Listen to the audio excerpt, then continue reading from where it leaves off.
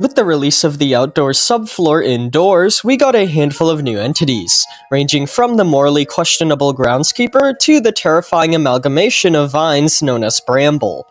However, there was actually a secret one implemented in this update which many of you probably aren't aware of. It hides in plain sight, and although on the surface it appears to just be useless, I have a suspicion it's actually quite important. In this video, we will be analyzing the newest secret entity added to doors, that being the deer. And by the end of today, you'll come to realize that there is more to what meets the eye about this terrifying skeletal monster. We have got a lot to discuss today, so with all of that being said, let's begin.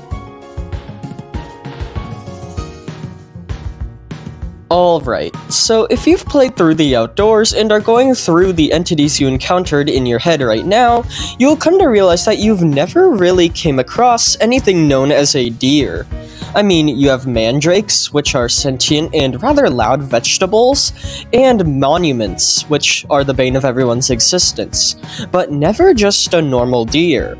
Well, that's because this is an entity that, although can't be encountered, we know it does exist within the universe of the game.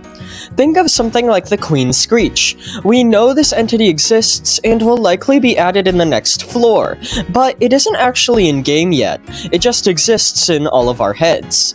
The deer falls into this category. They are an outdoors entity that really isn't an entity. However, unlike the Queen Screech, there is actual physical evidence of their existence in-game, and those are in cabins. In these small shelters, you can sometimes find a deer skull located on top of a plaque on a fireplace. And despite seeming just like a decoration at first, there's more than what meets the eye with this thing. As you probably know, a head on a plaque is usually used as a trophy, one used by hunters to showcase the animal they have killed. The deer skull on this plaque means that at some point this deer was alive, and it was an actual entity found in the outdoors. However, it was killed and turned into the trophy we now see in the cabin rooms. Now, if you're still not on board that this creature is the remnant of some type of entity, there's another piece of evidence supporting it's more important than it seems, besides just that common knowledge. Inside of cabin rooms, you can find sketches of characters, locations, and items inside of the games. Unlike the hotel paintings, though, these ones actually seem to be significant lore-wise, as they depict important figures and all seem to be made by the same person. Although who that is deserves its own video. Anyways, one of the sketches is of the deer skull seen in those fireplaces, and it's titled Deer ?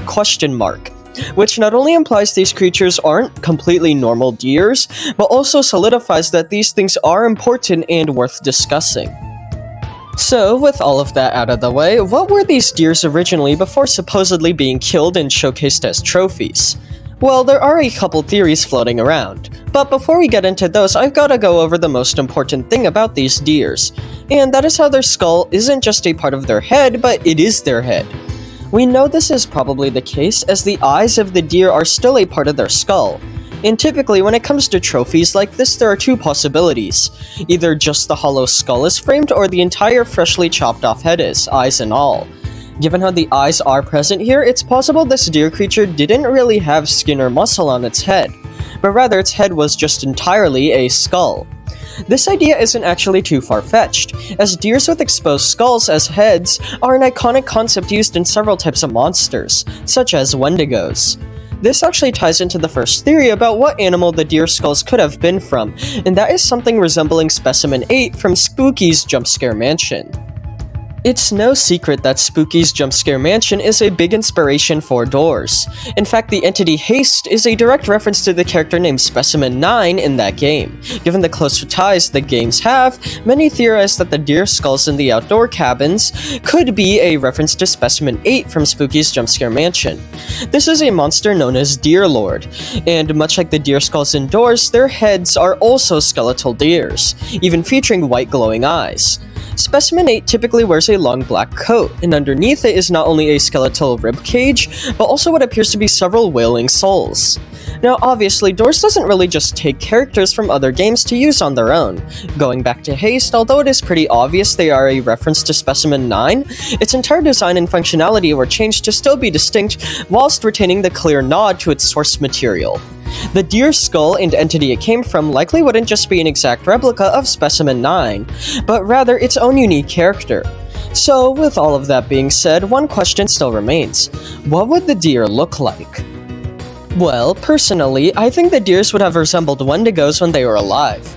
Now, there are actually a couple of reasons as to why I think this would be the case. For one, the design on Specimen 8 makes the character seem like a singular being. Given how they are fully clothed and not really too animalistic in terms of overall design, I'd assume just based on their appearance that they are the only being who looks the way they do. Given how many deer skulls can spawn in a single outdoors playthrough though, it's likely the entity was part of a species, and therefore they'd resemble something that looks a little more animalistic. Additionally, Wendigos are an iconic monster which notably have a deer skull as its head, so using it as a basis for an entity indoors could provide a design that players would instantly be able to recognize. Lastly though, Wendigos really are the only monster out there that features a deer skull. Even Specimen 8 is a variation of the classic Wendigo, so I think it would be kinda hard to create a creature, especially a scary one, that doesn't have some resemblance to a normal Wendigo. So I definitely feel having the deer skulls be from a Wendigo, or something that looks like it, could be the route the developers would take. Now, all of this talk of deer skull Wendigo entities indoors naturally brings the question of where'd they all go? If all we have left are their heads, what happened to the rest of their body? Well, I think there's a pretty clear answer to that question. As you probably know, the world lotus and its vines like to control living beings, particularly animals and things made of meat. This is why entities like the groundskeeper don't really hesitate to kill you for stepping on the grass, as if you get possessed by the vines, you'll become an even bigger problem, which they don't really want to deal with. Something like wild deers or Wendigos roaming the outdoors could make them very vulnerable to the World Lotus and its possession, so the groundskeeper likely just killed all of them to prevent the vines from controlling their bodies. At least that's my theory, as I feel there would have to be a pretty good reason for an entire species to just go extinct. So, with all of that being said, the outdoors has a secret entity hiding within its walls in the form of these deer skulls and cabins. Although they do just resemble deer skulls with odd white glowing eyes, given their design and appearance, it's likely they were once part of a species resembling Specimen 8 from Spooky's Jumpscare Mansion, or just Wendigos in general. And the reason why they're all gone is probably because they were all killed off by the groundskeeper due to being a threat, as they could easily be possessed by the World Lotus and its vines. So, with all of that out of the way, let me know in the comments what you think of this now extinct entity in the new Outdoors update. It's not too common we see these, as well as if you think they may return someday, such as in an Outdoors update or maybe even Floor 3. I don't know about you, but I think being chased by a giant Wendigo would be pretty cool, and I'm sure the developers would make their design very stunning. And with all of that being said, thank you all for watching, and I hope you enjoyed.